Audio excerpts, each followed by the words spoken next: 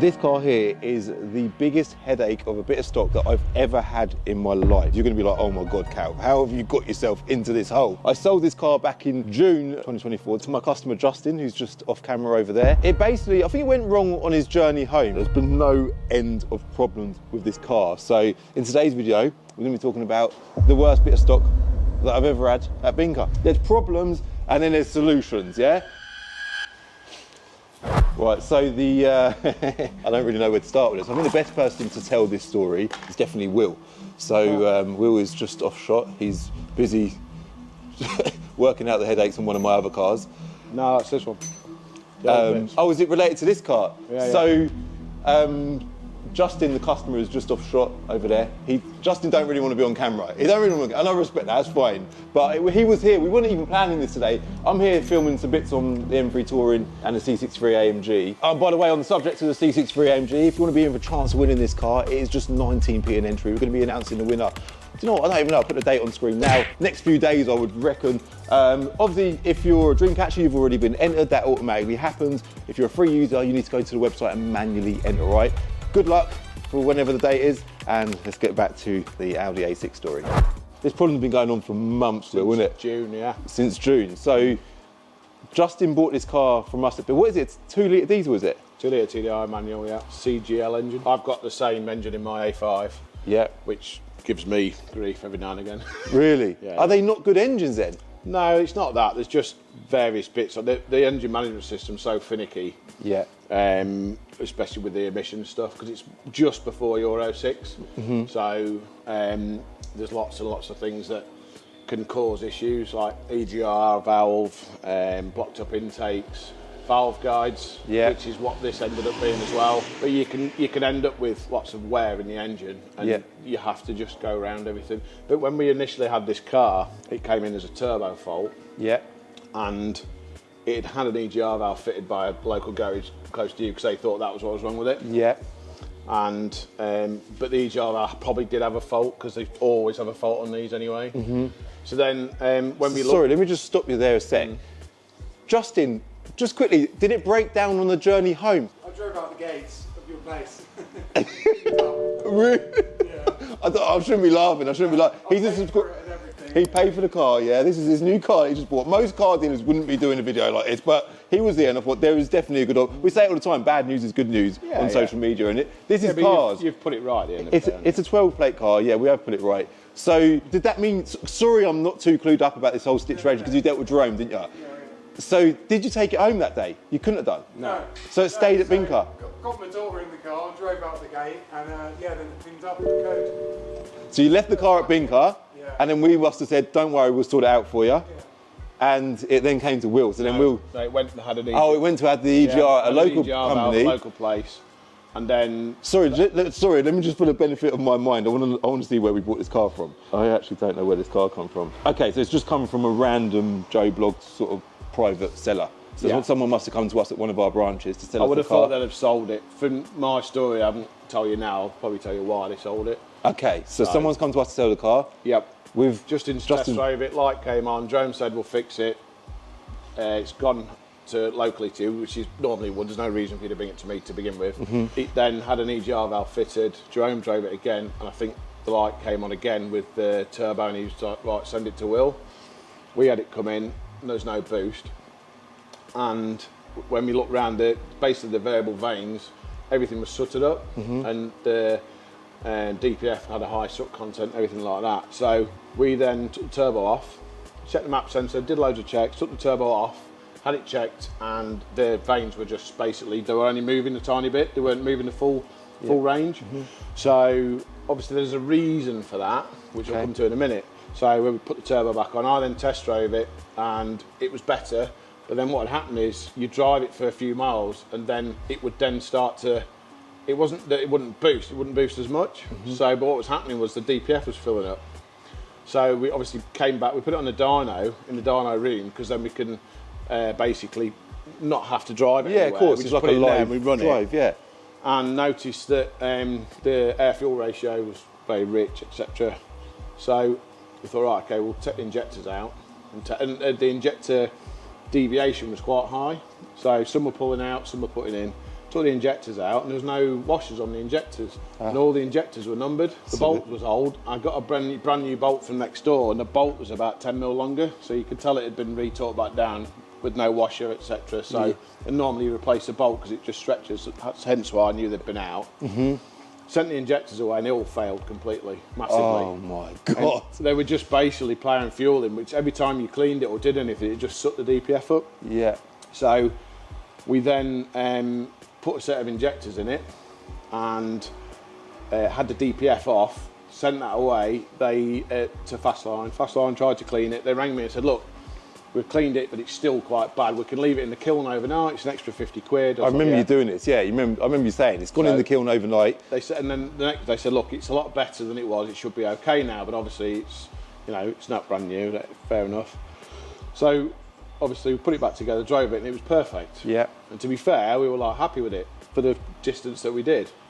It went back to you guys. Justin picked it up. Got home. Only got He's laughing off camera. And then I didn't see it. I can't remember if I've been away or whatever. Oh, we were doing the office, or I hadn't got my emails. And he rang me, said, "Oh, have you read the email I've sent you?" And I said, "Oh, what email?" So I've just emailed, and there's a video of the car with sitting still, pulling away, and there's smoke, which is obviously, well, not obviously, but it was blue and grey. So normally, if it's regenning or trying to regen, it's just grey. So with it being blue and grey, blue is combusted oil in a cylinder. Oh wow! For it to go blue with fuel. That's not good. So hold on. At this point, you'd given me a bill. Yeah. So I'd already paid to do all of this stuff. Fix all those. How much roughly was that bill? It was about £3.5 grand. About £3.5. Yeah. Justin, how much did you pay for the car? 57. So this is at point A. We've got a £3.5 grand bill.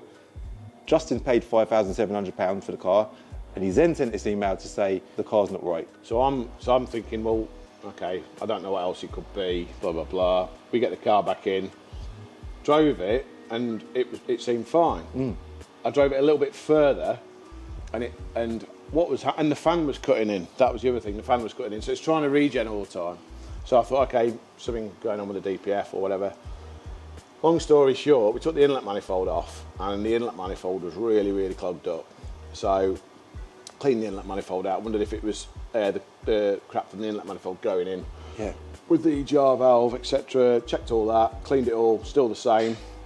And then I rang you and said, look, I want to take the head off because I've taken out the glow plugs and cylinder 2 and 3 are wet with oil, which would indicate the inlet manifold stuff going in. Yeah. You know, because it's because it goes in the centre like that. Yeah. Anyway, we took the head off, and then the valve, we sent the head away. So that's what you were doing over here just now. Yeah, the valve, you can't, because they've had to knock them out. It's actually difficult to see now. Yeah. But that movement like that shouldn't be that much. Should be tight in there. Okay. So obviously where they've punched the top out, the valve won't go through now. But where that sits inside, it had worn the valves. Yeah. And it had worn the stem seals on the top. So what was happening is, you can see some of them are over, like that's probably where he's took them out. Oil was getting through there. So basically when the valve moves, but the centre 2 cylinders, 2 and 3, the actual face of the valves, because he's cleaned them all, you won't see. So they were burnt? No, they had all white crust on them, cylinder 2 and 3. Oh, I remember you sending me a picture or something, Yeah, white crust is basically oil consumption. Okay. So straight away I was like, right, okay, so the head was skimmed, the valve guides, all of them were replaced, so inlet and outlets, and then I had new exhaust valves put in it. That was then put back on the car, done. Yeah. Put it all back together, car was okay, I drove it for 2-3 days, and noticed that the second day when I got here to work, so I'd gone home and back in it, the fan was on. Well, that would indicate it's trying to regen again. Yeah. So I was like, right, okay. What's going on here? Okay. So then I looked at the DPF. Me and Jay went out to drive it.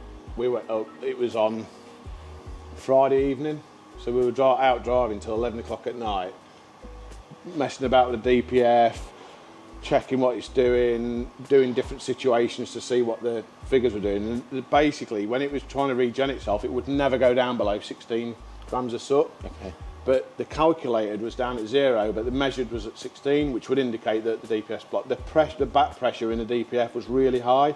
So you want 300 to 350, basically millibar back pressure maximum. Okay. but we were going up to like 450, 500. Wow. So it was getting very hard. The actual old deep, no, it was down there.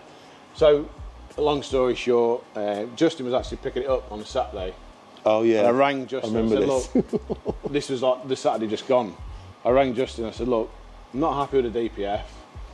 On the Saturday morning, I rang him. I said, I want to take it off today. My A5's got a DPF on it. I'll put mine on it, and then it just gets you, and I'll just do something with a DPF on my car or whatever. So yeah, sound. Long story short, took the DPF off this. This has been off twice because we've had the head off. Yeah. And on the first time, went to take mine off.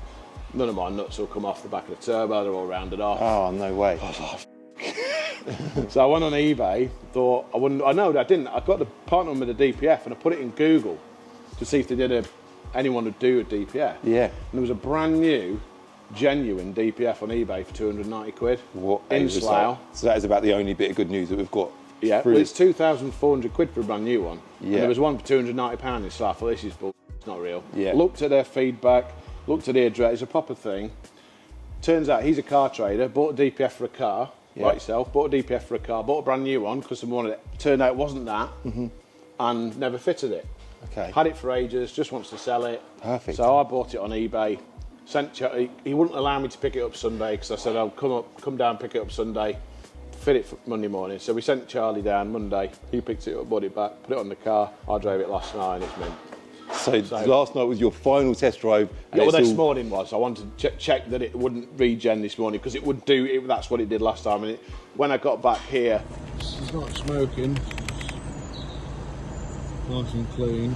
I'm going to send Connor home in it tonight, and if it's all good in the morning, it'll be ready for collection. The DPF had 6 grams in it, which is normal for So the it's journey. all good. Yeah, it's all good. You've done a bit of driving it. Justin's just turned up now. Like I say, well, I was here filming anyway.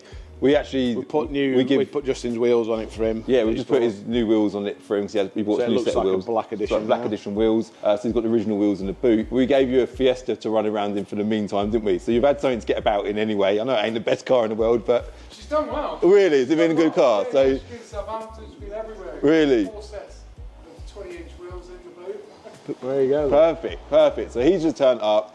He's about to do his first proper. This is your first time driving this? No. So you drove it in the middle somewhere, didn't you? Yeah. So this is going to be your first. I'm going to manifest this, mate. This is going to be your first successful journey in this car, yeah? It actually feels quicker and everything. I bet it does. It does feel a lot better. Do you know what? I just want to cut this bit in quickly because we was just watching the edit back, and as much as I've kind of found this funny in some ways, it's also extremely annoying. This whole situation's annoying, and luckily Justin's been brilliant about it. But when we bought this car, we bought it off a private seller, right? And you can do so much when you're buying a car. You can, judge the private seller. And the car itself, visual checks, I say it all the time in videos, visual checks, have a look under the bonnet, everything looked good. Take it for a test drive, that's absolutely vital. We've done that and it was absolutely fine. And obviously fast forward, the car sat around for a bit, the light came on, and then this big problem escalated. We did also do a car vertical check. Again, really important that you do that. And if you look now, if I do a quick screen recording, you can see everything's fine. Audi A6, odometer looks good. It's got no finance on it. No previous damage. All of this is so important. By the way, big thanks to Car Vertical for sponsoring this video. I'll link them in the description below. Use my code CCD. If you want to do your own check, use my code CCD to get 20% off, all right? It's so important that you do these checks, but they're not going to tell you everything about the car. So we've used a Car Vertical check, yeah? Brilliant, all green ticks. We've used my own knowledge, yeah? It wasn't actually me that took the car in, but us as car buyers. We've used our own initiative, our own logic to look over that car. We've test drove it, done all these checks. Every now and then, something catches you out. But then if we scroll down further on the Car Vertical check, is there any more problems? Is there anything we're about to find? It's never been stolen before either. So all these green ticks, this is all positive stuff on the Car Vertical check, right? Continuing to load, scroll down the screen. The mileage graph, nice and consistent. It's been driven consistently throughout the whole time of its life. In fact, this car has basically had one owner from new. One owner. It had one former keeper, but I would assume that based on the fact that they bought it back in 2012, that it was registered with Audi first before it went to the private customer. So unbelievable. It's ticking every single box going. I'll link our vertical in the description below. Again, I'm going to remind you to use my code CCD to get 20% off. It's so important. Do your checks and do your visual checks as well. Do your logic checks and test drive. But as you'll see from the rest of this video, that all of those checks don't always guarantee that you're going to buy a perfect car. So I know you ain't done a build for me yet, but rough idea. 7 or 8 grand, something like that. I'll put a figure on screen at the end of this video. What I want to do is I want to conclude. It's probably be another tenner. Another tenner. About 2.5 grand with a DPF on it. I mean, it's the same price as a brand new DPF, and it's had, you know. In fact, it won't be. It'll be. Either way, it'd be about 1,900 to. I would have thought something like that by the time you've bought everything that's had on it.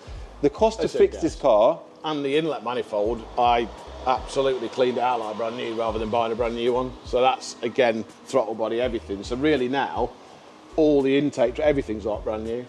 Which is brilliant for Justin. Yeah, and it is good for Justin. I just said to you, as long as I've got a happy customer at the back of this and I'm happy, it is frustrating. I say it all the time with cars. They do go wrong. Like, it's a 14, 15-year-old car. When you look at the whole 12, situation, 13 years old car, sorry. We've spent countless hours dicking around trying not to do it expensive way. Yeah. You've had to pay for everything. Justin's not had his car, bought it ages ago, and June not had the car. Everybody's had a bad time with it. But at the end of the good car at the end. And Justin, we did talk off camera as well. One thing I always say with situations are, like, situations happen, problems occur, yeah? But when you've got someone decent to deal with, and you have been so good, you've been so, like, accommodating, so patient. I think patient is definitely the biggest word we can use here. He's been so good, and had it have not been for that, it would, like, it doesn't feel like I know I've played on it like it's a big nightmare. It hasn't felt like a big headache because you've been so good. So I'm grateful for that, man. Thank you very much. Thank you. Yeah, it's worked out well. So the car is now better than it's ever been. It'd be good if the person that we bought it off saw this video, because they'd be like, do you know what, we stitched them up good and proper, and it'll entertain them as well, and it will entertain everyone at home. And one thing I always say as well is there's problems and then there's solutions, yeah? Problems happen all the time. It's about how you deal with them problems, and then this is a perfect example of we've dealt with it. Justin's happy, and we'll be happy to see the back of it. And I'll also be happy to not get any more bills. Next time for the you A6. get one that cheap, can I just buy it? Yeah, it would have been cheaper to just probably set it on fire at the beginning, wouldn't it? But either way, it's another day as a used car dealer. Luckily, they're not all as bad as this. But yeah, Justin was here. Thanks again, Justin, for letting us film before you shoot. He just wants to go home. He's got a 2-hour drive back to Bath. He just wants to go. And I was like, please let us film. Thanks to Will as well for. It's a new key battery as well. Oh, really? So I got in it last night to go, and it said come up key battery. I was like, why not? Why not? And I gave you that. Yeah. Oh, really? I needed that. £5 That key £5. battery. I ain't got another £5 to my name. Yeah. And that's it. Off Justin goes in his new Audi A6. And the total bill to repair the car at VRS was £6,000. And I sold the car for £5,700. But although this was a bad day in the office for me, this is massively frustrating that my customer Justin had to go through this. But I'm glad VRS finally got to the bottom of the problem, and hopefully Justin has now got a brilliant car. Well done, mate. Enjoy. Yeah, do that. Off it goes. Now, let's just patiently wait to hear how the journey went. And the following morning, we received an email from Justin. Basically, he's not happy because he misses the Fiesta.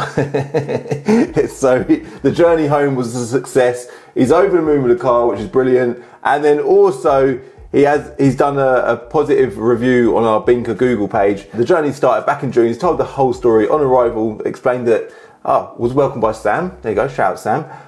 Who was very polite and eager to help. The car was clean, very well presented. I was approached by Leon and Jerome, which started a conversation about their love for cars. The staff at Binker are super passionate about all things car related. I bought the car, and whilst getting prepared to leave Binker, the car decided to show a fault.